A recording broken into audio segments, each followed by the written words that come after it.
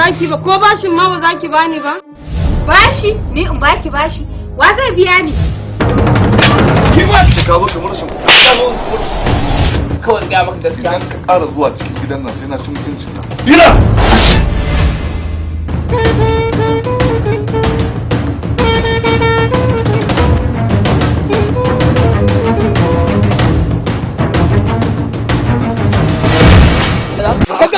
To wallahi idan baka bar wurin nan ba zan maka tijarar da baka taba sani ba. Baban kauye shehin jahili. Gashi marowaci. Ina tambayar ki me kawo ki gidan nan?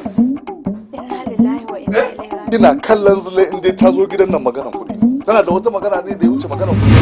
Gashi azzalim. Taimake ni bawan Allah.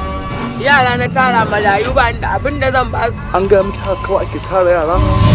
Ba ta da zaki da kuma. Jikoki ne mutuwa ga aka bar da. An cika ƙara min magana zan faffasa miki baki in ci mutuncin ki anan.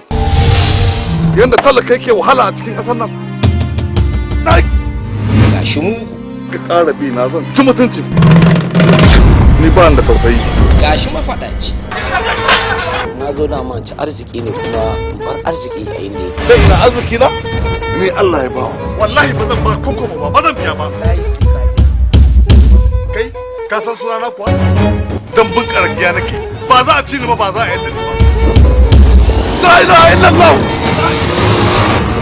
Gashi matsoraci.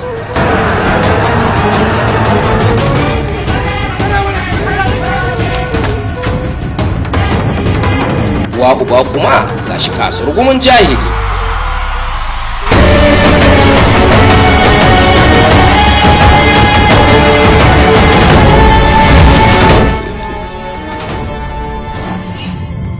Alhaji me kake yi haka? Alwala nake. Haka ake alwala? Kana wanka ka ce kana alwala? Baban ƙauye shehin jahili. Baban ƙauye. Wanda ya kalle ka zai ɗauka wani shehin malami ne. Zan ko shehin jahili. Ke ma shehin jahila ne. Iya ta tafi zallan zogale baba ya makale.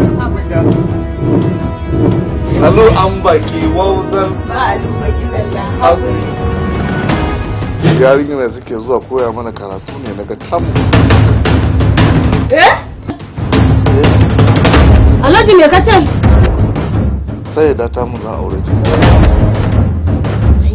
Sayyada? Baban ƙauye shehin jahili.